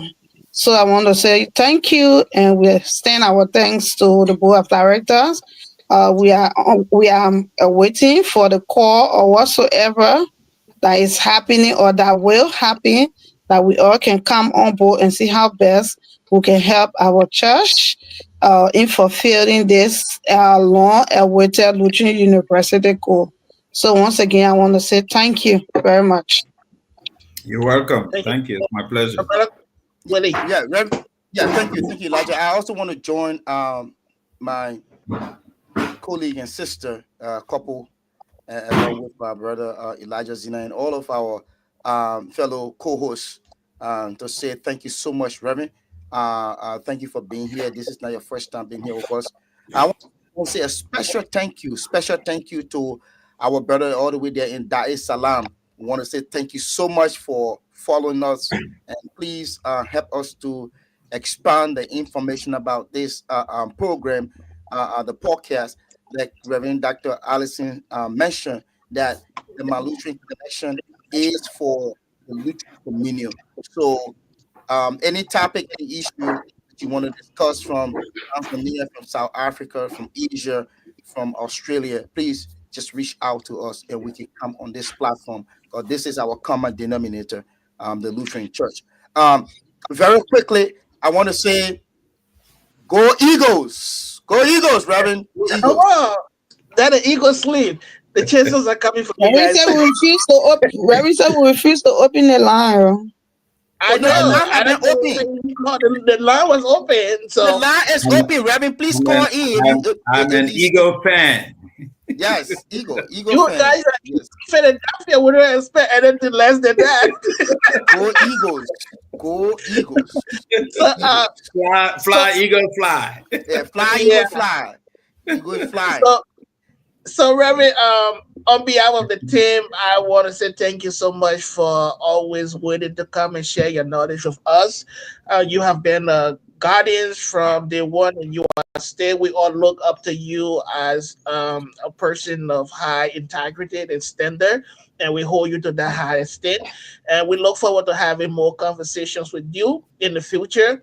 And we all are proud that we're down at Lutheran University, and we have to work together to make this work. If we want to do it, we should do it right. We should not do it wrong. So it's about time that we all work together to make it happen. And also to our listening audience, to all of you who contributed towards the show, we are here to provide you information, entertainment, as well as education. We all are learning, and we encourage you when you join the show, share the show as well. Invite other people to listen to the show with you. We have a lot of people in Liberia who are not aware of the show, so the only way they can be aware when we share it widely. So we encourage you, as you join the show, you can comment as well as you share the show, so that we can have a lot of people listening. And as we talk about issues affecting our church and way forward to make our church work. So with that, Elijah, you want to share who we bring on the show next Sunday, or we should leave it as a surprise? Well, we don't want to leave it as a surprise. As a church, Lutheran church, we do have Lutherans that are serving in government. So one of the lawmakers, a Lutheran, a young man who was elected in the current legislature, we're going to be bringing him on the show next Sunday to talk about the role of the legislature and how the work is also impacting the churches in Liberia, not only the Lutheran church, but we want to look at it from a holistic point of view. So we're going to be speaking to Honorable Small Maluba next Sunday, so you all can gear up, bring your questions, and as well as all concerns that you have, as we'll be hosting the Honorable Small Maluba here on next Sunday. So with that, Elijah got to be fair and specific. He came from St. Matthew. Small Maluba comes from St. Matthew. For the Lutheran church, that's it. Lutheran church in Liberia. Right, he's from Matthew Lutheran Church. Specifically, in fact, Maluba District and then St. Matthew Parish. St. Matthew Parish. Beansville. Yeah, brother. Anthony Beer, Maluba brother. Councilor Beer, Maluba brother. Yeah. That's good. Eventually, we'll bring the DG back, Brother Josiah Joker, the doctor now. Eventually, we're going to bring him also on the show to talk about the work he's been doing in government. We know we've been saying in the papers, some people are happy, some people are crying. Elijah, please. If we don't take this call, I'm an acolyte. I don't want to be in trouble. Please, let's Who's take this on call. The All Reverend right. is on this call. Please Let's let the go. Reverend speak.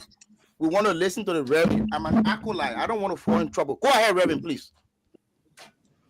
Well, I want to say thank you to your team, you, Elijah, and Kapoor for the very beautiful presentation. I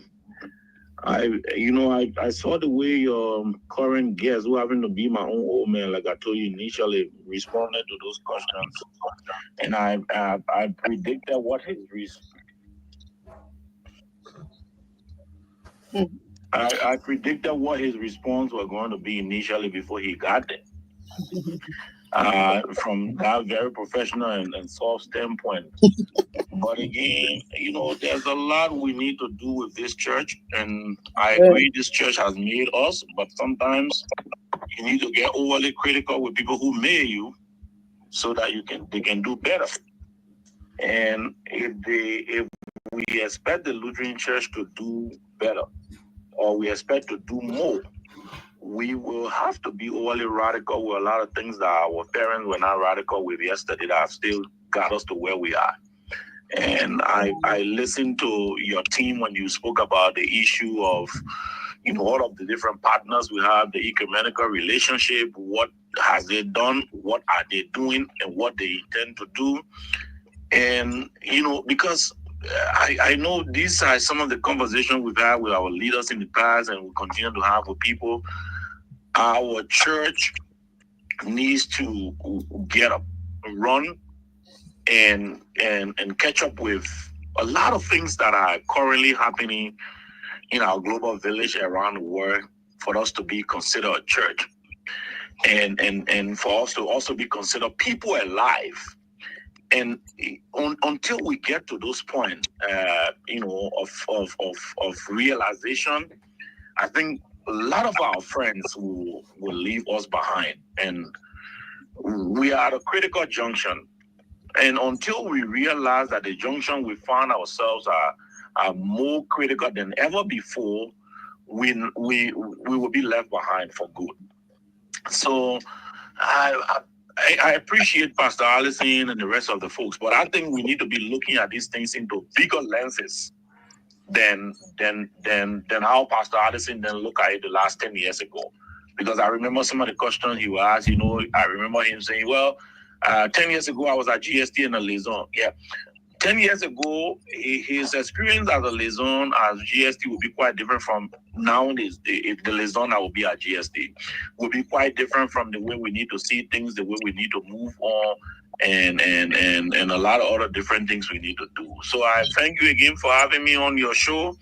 And this is our show, technically. Yeah, absolutely. And I appreciate that. But I think with this generation of my dear father on the show, Pastor Allison, and the rest of the folks, they need to realize that we need to look at things quite more differently in our generation, and they need to accept the approach of our generation, because our generation is currently looking at the reality of what is prevailing and existing now, as compared to their generation that is still looking at what existed before. Right.